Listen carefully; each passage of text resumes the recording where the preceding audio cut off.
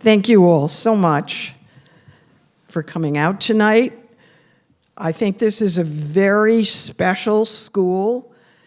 I didn't go here, but I have learned so much from this place that I feel as though I did go here, especially from these lectures. I've been to many of them, and it's such a good way to hear artists talk about their work. They don't always tell you what you want to hear, but you learn what's important to them, and I think I needed to know that. So you've been sitting there looking at this piece of mine, which is up in Tribeca right now. It's called Communal Table. And after I found a title for this painting, I decided to call my whole show Communal Table because it just reeked of things that I like: community, universality, color, gathering. You'll hear more about that. Here's the corner of the gallery where this painting is, and another very colorful one called The Gifting Bowl. Across the room is a painting called Quiet Procession, and next to that, three people called Three Generations, and then a long diptych.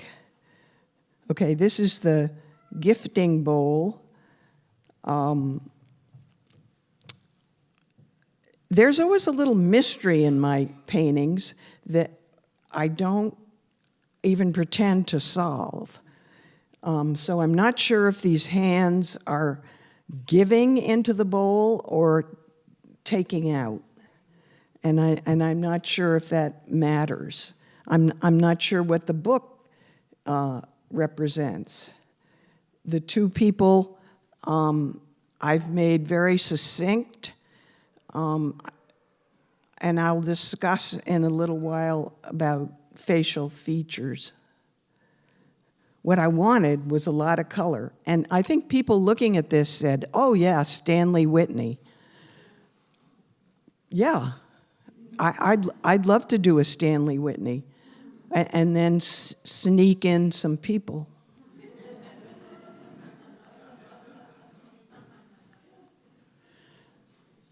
This is called While Father Sleeps. There's a very large person on the bottom that I felt I needed to bring these two sides of the paintings together, sort of a bridge. I didn't want him to look dead because I'm not into dead people in my work. So it's the father sleeping, and around him are, I don't know, his family. Are they waiting for him to wake up? Are they the ones who put him to sleep? I'm not sure. And I went to town with the moons. It was a very good summer in Maine for moons. This is another dark painting. The figure, the woman standing in a kind of magenta dress, was at the bottom of a painting. I guess I have to finish that story. There she is. This is the painting that I had in front of me, and I didn't like it. I thought it was a little ghoulish. Why was she there? I couldn't live with it. I thought the message was hard to take. So I turned the painting sideways so she could stand up, and added another arm, gave her shoes, left a face in. I thought, okay, I like that face. I think I know that face.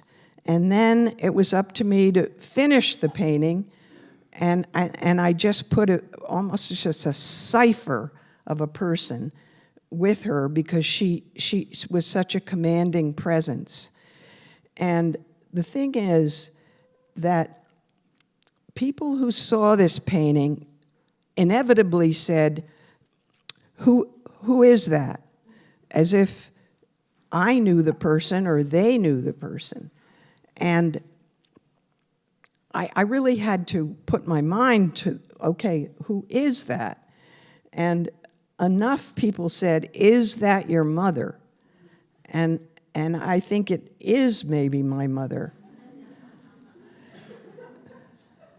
which is not funny. My mother dressed in dresses and nice shoes to match, which we don't see women dressed like that.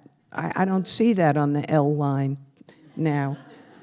So it's her generation for sure. She would often have that expression on her face. She was a wonderfully curious person about everything, and she allowed me to make the second figure very spare so as not to compete with her. These are details. This is to show you where she came from originally. That house that I put in a lot of my paintings looks like the house that old farmhouse in Maine where I raised my children before moving to New York. So a mischievous sibling sent me the picture of my mother so that I couldn't deny that I was doing a painting of my mother. There she was. There she is. And that's the expression, sort of quizzical and a little grumpy. But one thing I wanted to say and put this image in is that she loved color. She was a very visual person. She was the daughter of an architect and the mother of an architect, and she talked about what she was looking at. And she was very sensitive to color. I'm very grateful to her because I think she made that very much a part of our life growing up. I'm not saying it was full of color or anything. It was just a household where what you were seeing was talked about. And I know someone like Dolly Parton says she lived in a musical family. And that was hard for me to understand because I didn't come from a musical family at all. There was almost no music. But I did, now I realize I came from a family that was very visual. This is a detail of that long diptych. And you see on the right, there's a little bit of a face there, tears. My grandson looked at that, said, "This person is crying," which I appreciated him noticing.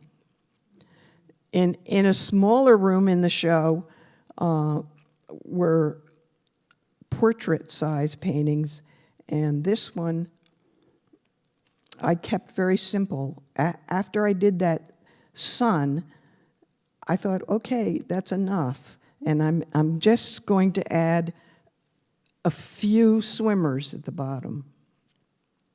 And then it's done. And I usually don't feel that way. I usually feel I have to really struggle and go through a lot of steps before I'm going to call it finished. There are a lot of ways you can take pictures of this painting, and they all look different. Maybe because I'm layering the color. So some of the other paintings in the room, I put as much color as I could. I was reading a book about Matisse, which just came out in the summer, Matisse in Morocco. I've actually never been to Morocco, but Matisse took me there. He went there as a young artist, and I don't know why I put someone flying at the top. You know, that's my impishness to do that. Or it's my frustration with doing upright figures, and I need something horizontal. That's my abstract side coming out.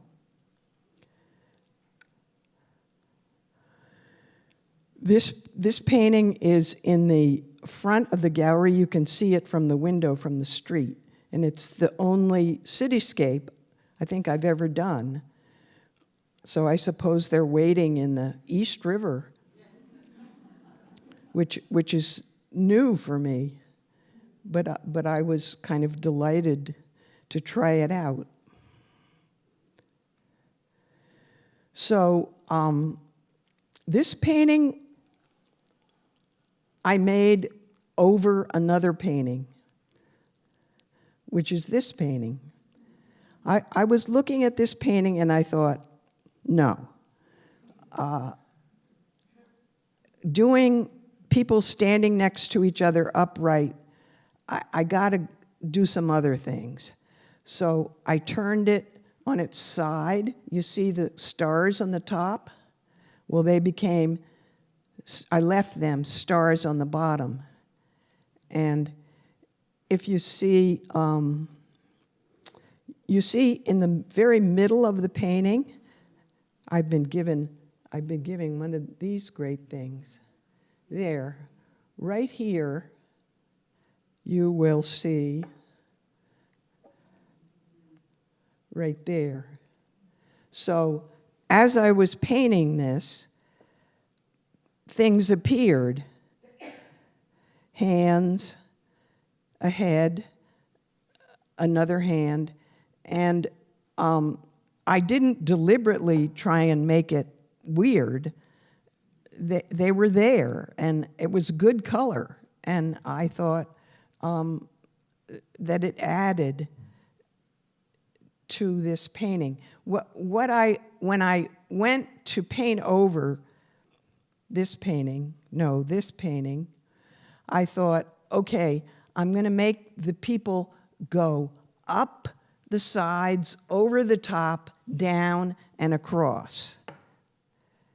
And it was very convenient to have them at a table, which is a theme that I've worked on before, people sitting around a table. I love that because it connotes a sort of gathering, physical and metaphorical gathering together of people who are all different colors but belong together because of the table in a way.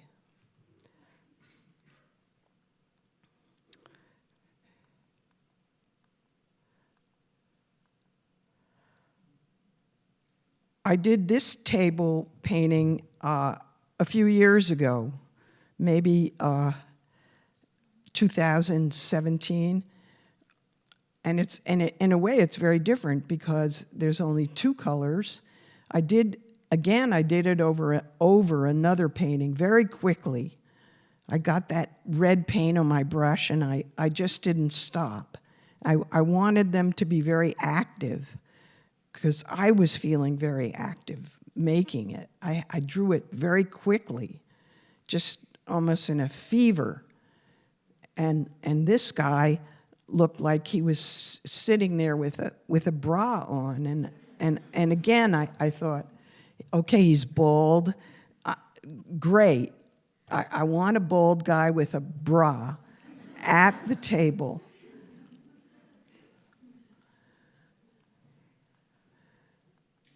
And I made it quickly. I had to put food on the table I wanted them very active. I wanted it kind of raucous. That was the kind of household I grew up in. I was feeling very active making it. It's a fairly big painting, so I wanted it to reflect what the mood I was in. And I'm going to go, now, my talk is not chronological, as you already know. I started with the present time, and I'm going to show you other table paintings that I've done. This is an early painting when I was painting in oil paint.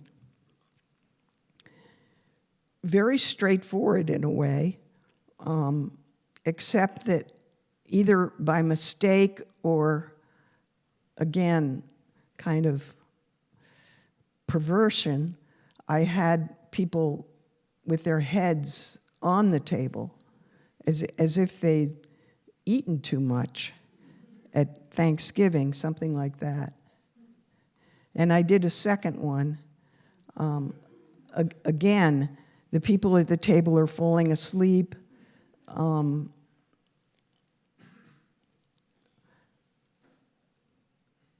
But I had fun with it. And then I think this is still in oil, and I was moving away from abstraction to putting images in my painting. So I felt very comfortable making the table be marks of paint and color, no people. I think this was before I really dared to put people in my work. And as time went on, I would make the table part of a larger scene. I'll talk later how I got into outer space, which was kind of fun. So it was a way to group the people. This, I put this image in this talk, and I thought, oh boy, this painting I made too descriptive. I gave too much. I don't think we needed all those expressions and mouths, and I feel that I lost it a little, and unfortunately it's quite a big painting. I thought of making the table a field of color with men in dark suits around it. I tried that idea. I'm not telling you the dates of these because I don't really remember them. And this one, just a solitary person celebrating their birthday.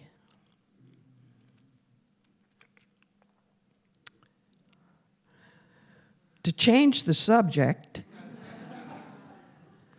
I'm going to tell you a little bit about my life. This is a picture of me in 1969. I was living in Maine, and I gave birth to boy-girl twins. I hadn't yet found my calling to be an artist. So this is an image that I wouldn't have shown for many years. I wouldn't have emphasized the fact that I had children, because I think women artists were taken less seriously if they were in a household. I was living in Brunswick, Maine, and there was a barn on the property, and a group of us, well, this was the first time I met artists. I hadn't grown up in a town where there were artists. It might sound really unbelievable to you, but That's the way it was. Not real artists. This bunch here were real artists. And we founded the Union of Maine Visual Artists in the 70s, and this was a gathering we had. And once I met these people, I realized what an artist was. I realized it was a way of life. And these people became my teachers. In fact, these people are my first teachers because they were passionate. They put their artwork first in their life. I'd never seen that. They were focused. They had enormous purpose. They knew who they were. They were going to make things. They were going to get up in the morning and make things. And this whole idea was tremendously appealing to me. And so I just watched them and learned from them. So here's a picture of my first teachers. And as I look out into this room are many of my second teachers sitting here. Once I left Maine and got a studio in Brooklyn. This barn next to the house served as a very good first studio. It had lots of horrible light. But I felt at home there, just as I do in this room, which has so much character and history.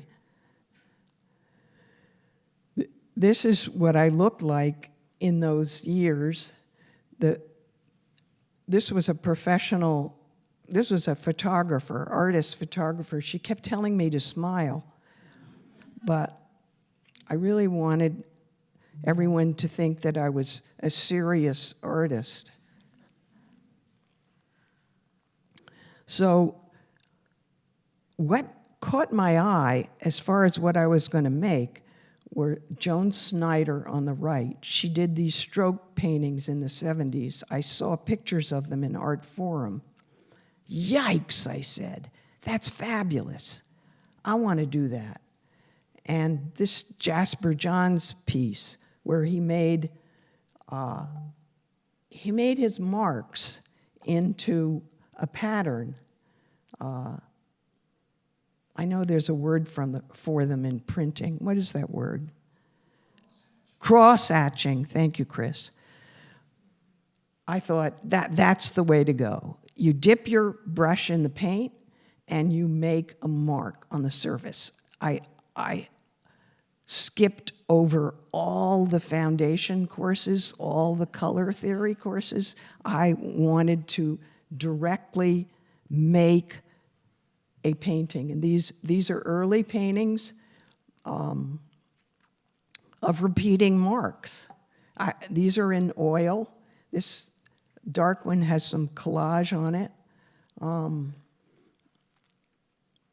I realized that they weren't totally abstract, that maybe they were letters or little beds or little things to jump over or a night sky.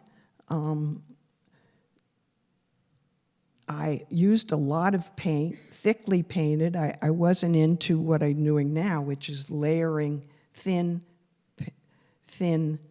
layers of paint. But I gradually got interested in paint as a material that you could thin and spread, and I realized, wow, this paint does a lot of things if I just slow down and let it do things. I called this islands. And I stumbled on the fact that there could be light coming out of the painting, as in a Rothko, or as in the fire in a hearth. And that still is a great interest of mine, a sort of luminous glow to a painting, and I return to it again and again. Here are what I was looking at, Rothko in the red and Milton Avery. I thought, wow, look at Milton Avery. He can do an entire universe, a sky, an ocean, a moon, the reflection in the water, and he does it so economically. I was very inspired by that, plus the beautiful color. This Milton Avery is at MoMA, and it stopped me in my tracks. I thought, oh my God, it's like an abstract painting. It's just stripes. But I know what it is. I know that. That's the shore, the water, the waves, and the sky. And it can be described with very little fuss, plus great color. This painting jumped out at me. This is Matisse's painting called The Conversation. Apparently, it's when Matisse was telling his wife that he was having an affair. Now I read that somewhere, and I thought, what? Because Matisse didn't show us an emotional, and there's nothing that would give away that's what this painting is about, this conversation. I like that. It was very straightforward, and I love those blues. And I thought someday I want to do paintings like this. Marsden Hartley. Marsden Hartley, if you began painting in Maine the way I did, you would hear a lot about Marsden Hartley because he grew up in Maine. He left Maine to become more continental and traveled in Europe, hung out with the Stieglitz group, but he returned to Maine at the end of his life and painted very moving pictures, I think. He was a gay man, kind of a slight gay man. He himself was awkward, but he has a marvelous ability to paint awkward people. This beach scene, I just studied it. I thought, this is really great. He's not trying to be correct. He's giving us people who are very relatable. And what comes through is he liked big, husky guys. But what really endeared me to him was he made this guy very vulnerable to me with that little pink bathing suit. There's a fragility and a sort of monumental aspect to this character that he created.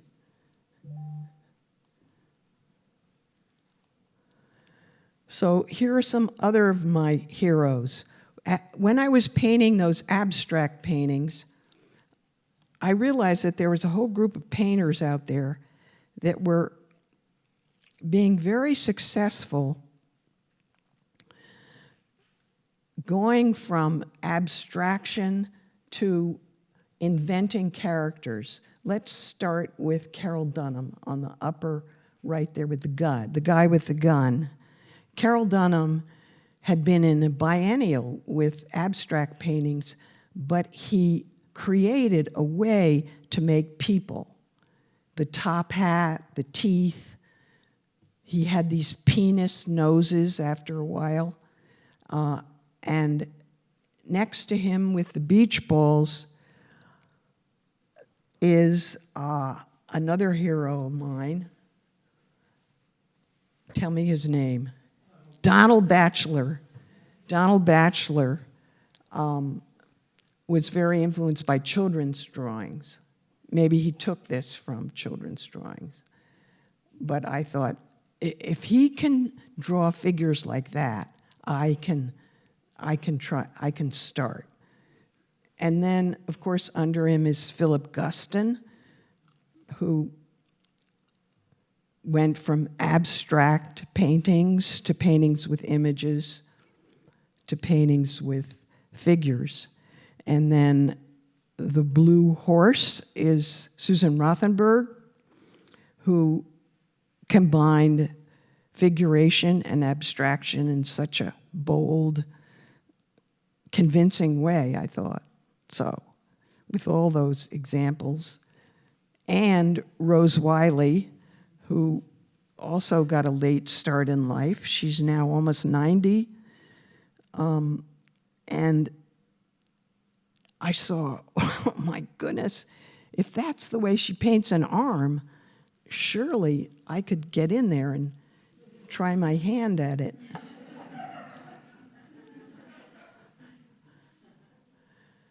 Henry Taylor, I saw this painting at the biennial, maybe 2 biennials ago. And what transfixed me was that horse. Like, whoa. That he, in a fit of passion, he, with black paint on his brush, he made quite a convincing horse, I thought. And I read later that there was something else on the top of that painting, and he attacked it, which I can relate to. I attack my paintings that I want to change.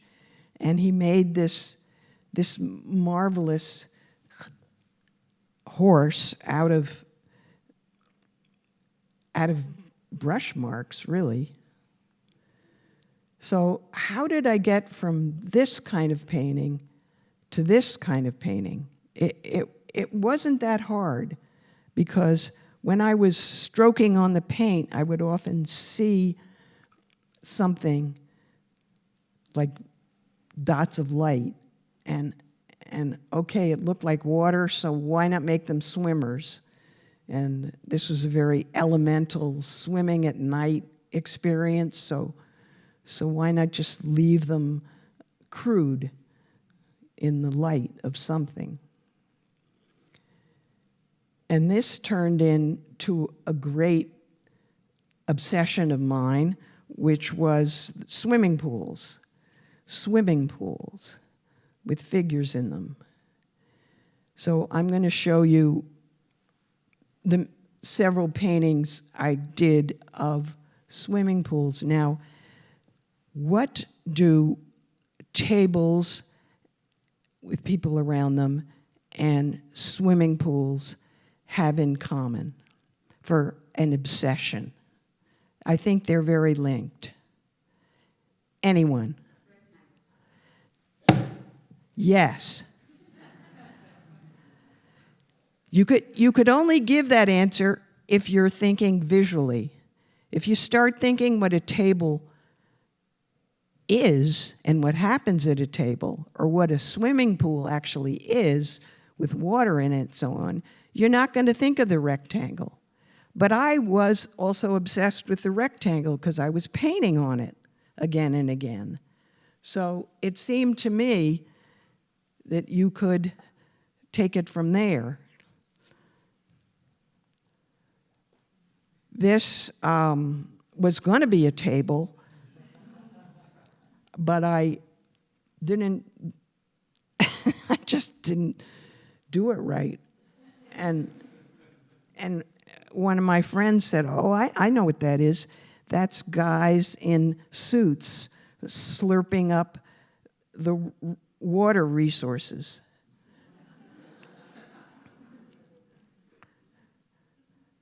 I like that. So I think I made it.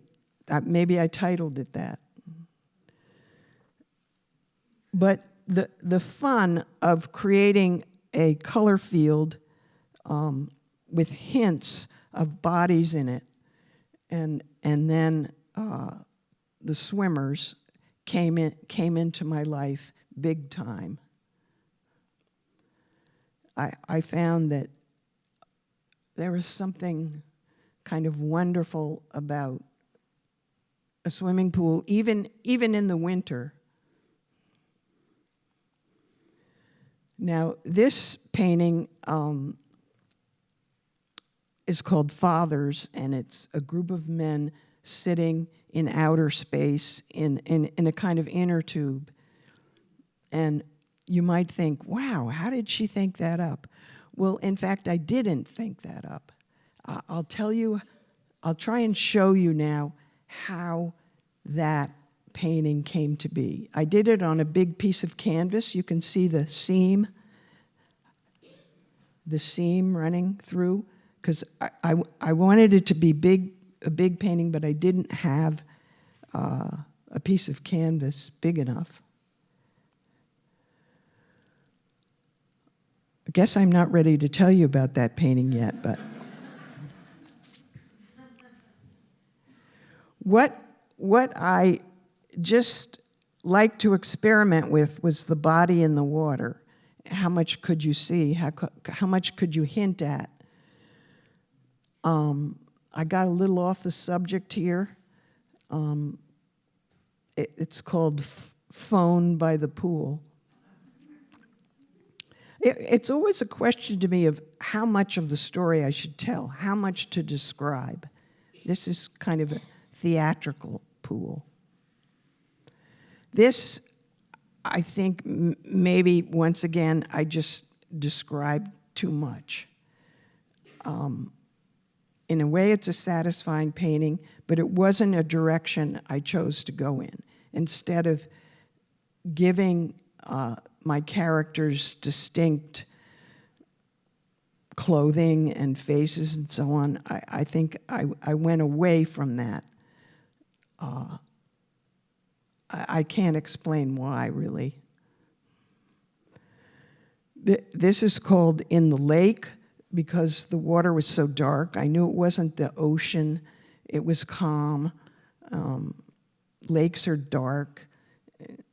People disappear. It's not like a beautiful swimming pool, turquoise thing. I gave these faces a little bit of features.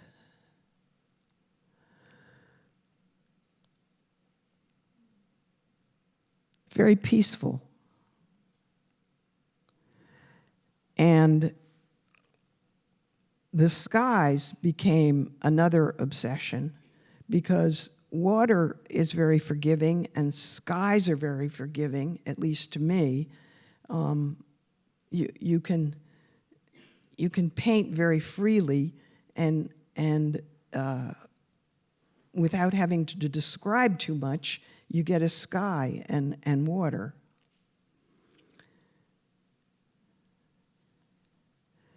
So in this painting, what interested me was using the paint to give you the illusion that those people are in water.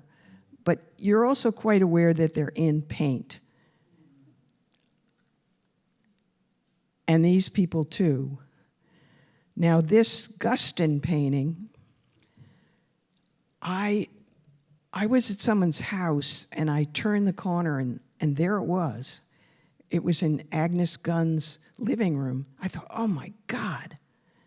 I thought I'd never see this in real life in someone's home, because I loved the fact that Philip Guston erased his feet and legs, and then he drew a door. So the paint serves two things. It serves to erase, it serves to be paint, but he also made it in a door. And I thought, well, that's what I seem to be caught up in with these pools of people. The same thing, using, making use of mushing out things.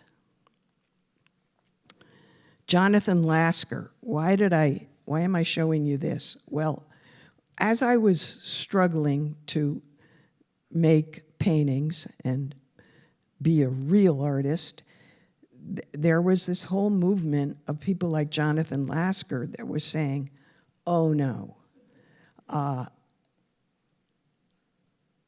if you make a line, it's just a line. Don't try and give it emotion. Don't try and make a scene.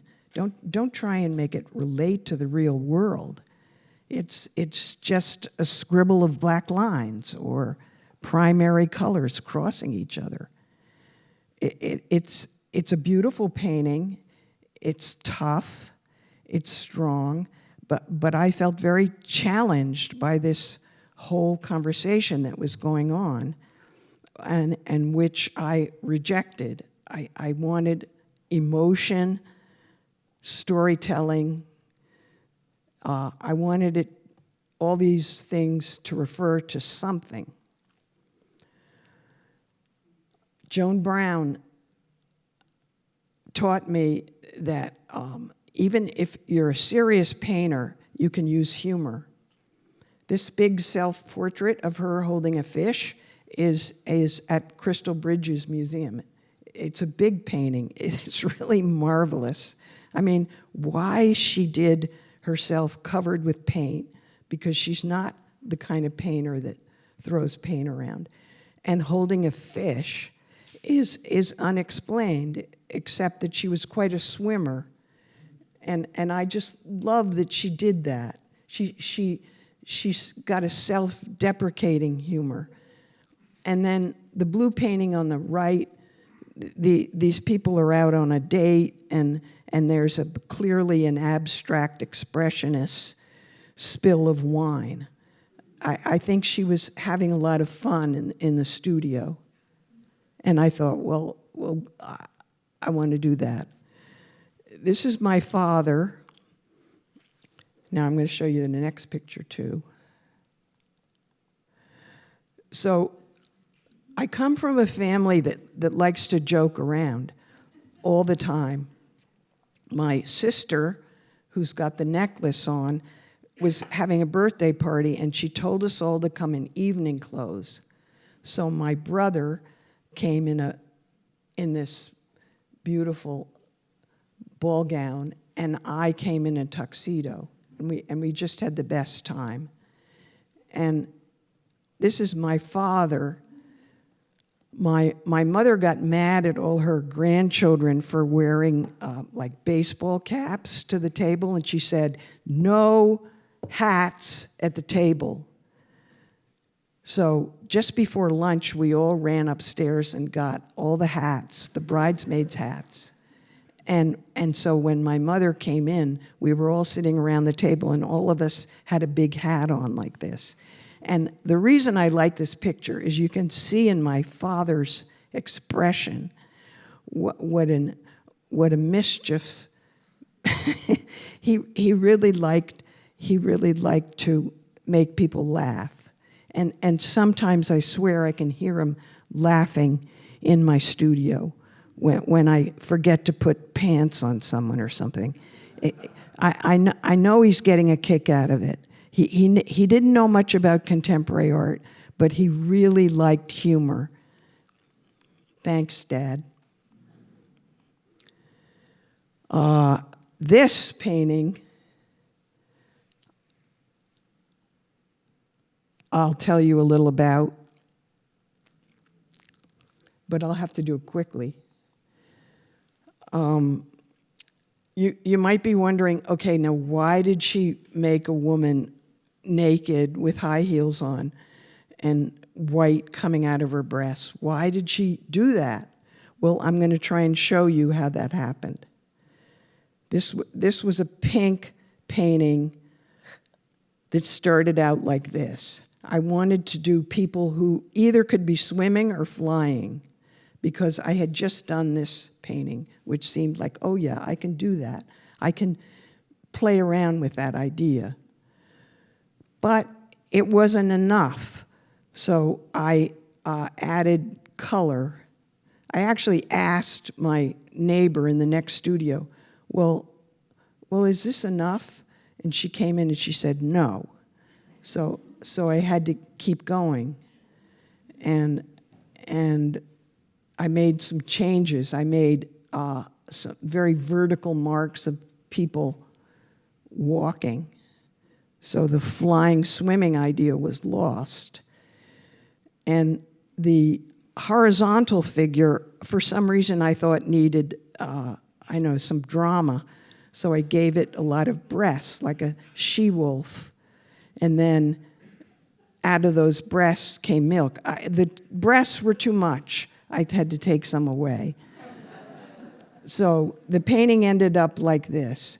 But you see how it arrived, one step after another.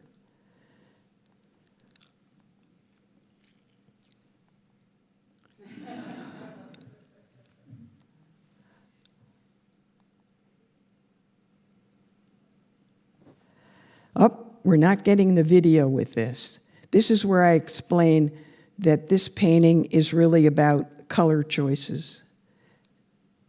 I guess if the video isn't coming, it's not coming. I had just broken my leg, so I was not able to stand up. So I'm explaining why I did these choices. And I think a painting like that led to a painting like this. One of my most well-known paintings, Fear of Waves, again, bodies in water, started out upright, and I knew I needed to put more in the top, so I wrote Fear of, I didn't have room for the S on the wave. But I saw it on the floor and I think I made it more interesting painting, making the horizon line not go across the center. This was in this show with this painting, which started out looking like this. I love starry skies, and I very kind of unimaginatively put a plane in the sky. I mean, it was too obvious. I tried to make it interesting, but it wasn't. And I knew it wasn't a good painting. I went down to Miami, Basel, and that was a whole new world to me because I grew up in New England, and my family wouldn't allow us to go to Florida. That was no. In the winter, you stayed in Connecticut and skated. So this was a revelation to me, this balmy air, these pools, these warm pools. Oh my God, it was just, people live like this? So the plane became a pool from Miami. I do regret I made these men such bright red, but here they are. And that gave me the idea, oh yeah, outer space, swimming in outer space, why not? It just fell into my lap, and I've exploited that idea, as you've seen from the other, okay. I saw this picture and I thought, no. I'm not going there. I wanted something else. And I saw this picture and I thought, my God, all the genitals are covered up. That's pretty clever. But I don't like it at all. When I was doing swimmers, I did divers. The divers didn't have enough color, and they eventually became Supermen. I'm going to skip her because she doesn't have a voice, but she's explaining to you about how Superman came to being. He became a character that I could put anywhere in that rectangle, which kind of fascinated me. And this is a painting that I also can't explain.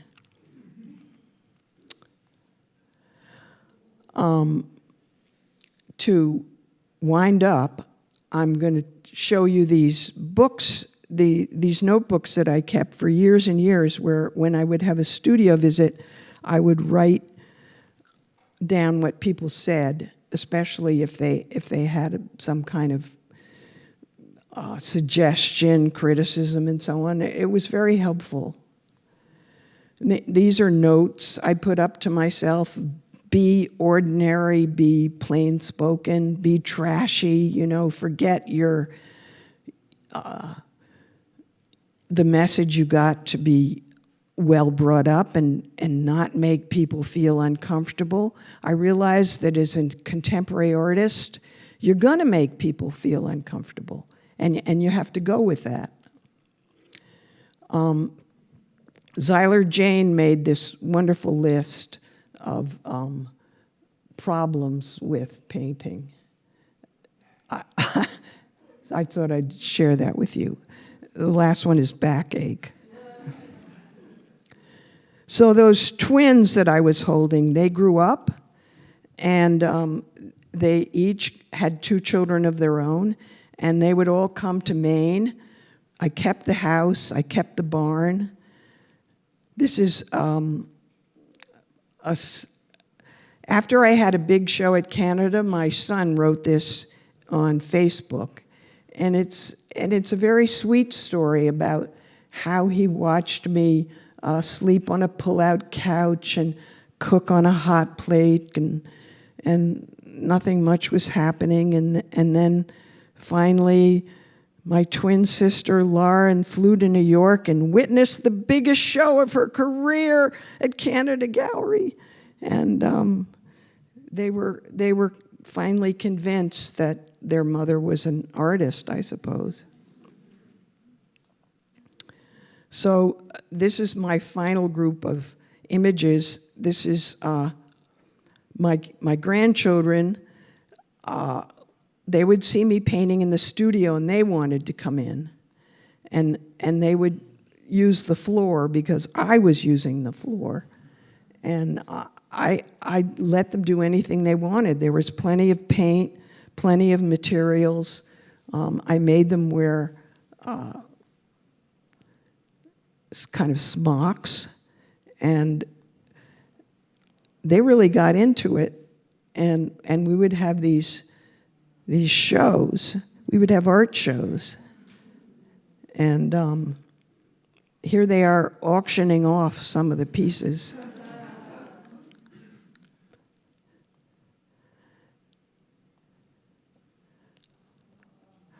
So guess which one of these this past summer was an intern in a Tribeca gallery. The little boy in the red t-shirt. I think this is my last slide. I made them stand up and talk about their work and explain it. Can you believe it? And the neighbors came around, and it was a jolly time. Thank you all very much.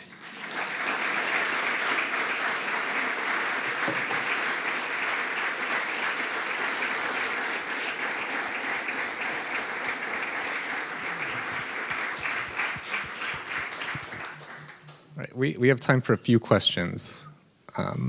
Just raise your hand and I'll make my way over to you.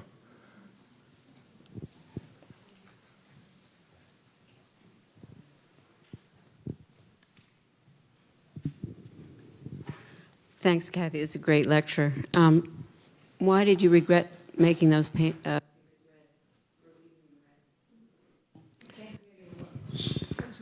I don't know if is this. Oh, why did you regret leaving those figures red in this big swimming the figures pool? in the boat in the outer space. Yeah. The fathers. Yeah. Because they look like they're being cooked. Sort of like lobsters, that turn red. It could be the picture. I don't think the original painting is quite that lurid. But why? Do you think they should stay red? No, I think they look great. But my other question is, do you actually swim at night in the ocean in Maine? I knew someone was going to ask me about that. No, I don't. I think I have done night swimming when I was young and strong, but I wouldn't go near that ocean at night. But it creates a mood, and it's elemental, and I return to it often.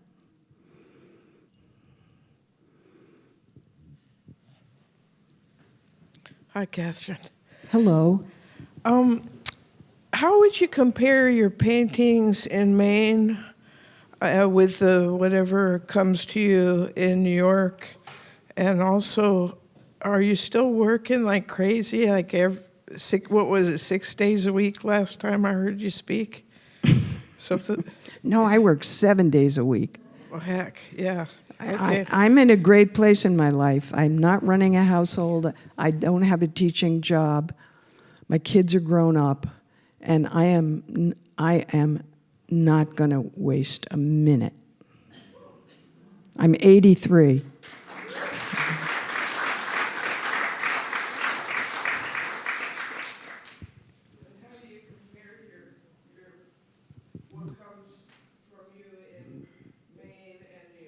Oh yeah.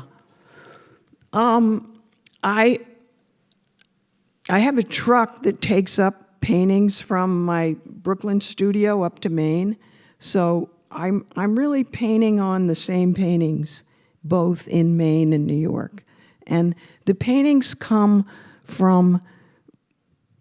I think the word memory is way overused, but I guess that's where they come from. It's not something that I don't paint from observation, and I need a very quiet studio so I can really get far away from reality, and I just sort of conjure it up. So I don't feel there's much difference. In fact, I made that cityscape of the people waiting. I made that in Maine. My question kind of dovetails on that too. And you talked about, you often say, I don't know where that came from, or I don't know why that happened, and I don't know why I put that there. Is it just like oozing out of you from somewhere else, or like what makes you do it if you're not knowing, you know? Hey, listen, I've been trying to explain that to you. I don't know what makes me do it. And you know what? I don't think I should know. And I think it might get in the way if I had too much of a rational explanation. One thing I had to leave behind was was my brain.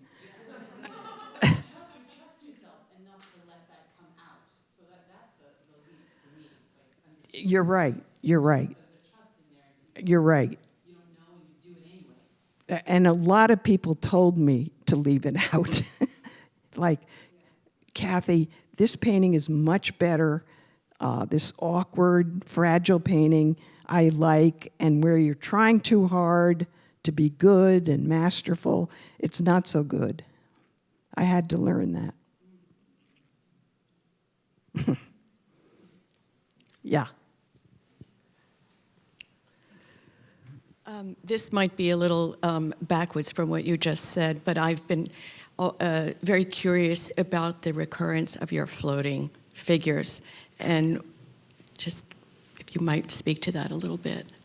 I really love that, by the way. Yeah. The floating figures. Yeah. Well, I don't know if you're going to believe this, but you know, when you do figures, they're standing up. That's what we do. So I had to get some horizontals into my paintings, and I had a strong abstract beginning, grids and so on, where you had verticals and horizontals. And so I was very conscious of needing that formally in the painting. And also, it added something. People flying. I mean, that pink woman going through the air. To me, it worked formally, and that's why I let her do that.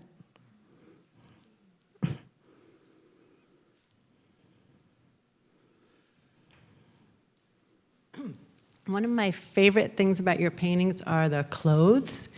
That I feel like so much of the wit is located in the proportions and choices of the colors. And sometimes when I see a new painting suddenly on Instagram or something, I just find them so funny and absurd. And sometimes, and the figures that don't have clothes almost become more raw and human, like a Susan Rothenberg horse or something. I mean, and when you were talking about your father and everything and saying how much, I mean, do you, when you're making those choices sort of the long tunics and then the bikinis, and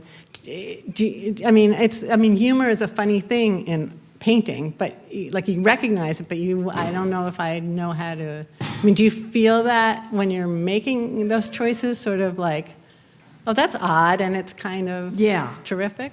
It crept in, and it was a wonderful place to go, because when I take a break in the studio, when I'm tired, when I have backache, I flick through Instagram, and there's a wonderful bunch of comedians. They are really having a great time with this political situation. And they give me just enough to send me back to finish the painting. I really love humor. I love to laugh. And I have two sisters who are very funny. And am I answering your question?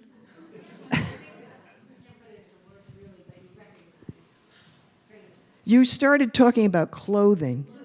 Clothing is color to me. Like if I need some color, I'll put some clothing in.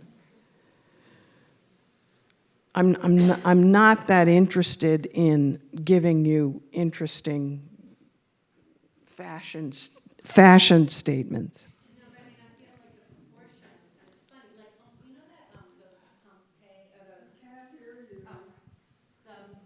Mosaics with the bikinis.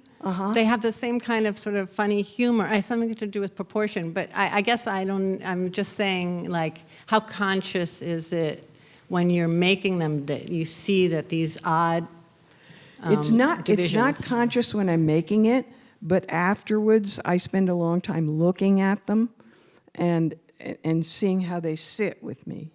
I'd say that's the agony of being in the studio, is having to decide if your painting is finished and good enough and all that. I find it quite agonizing.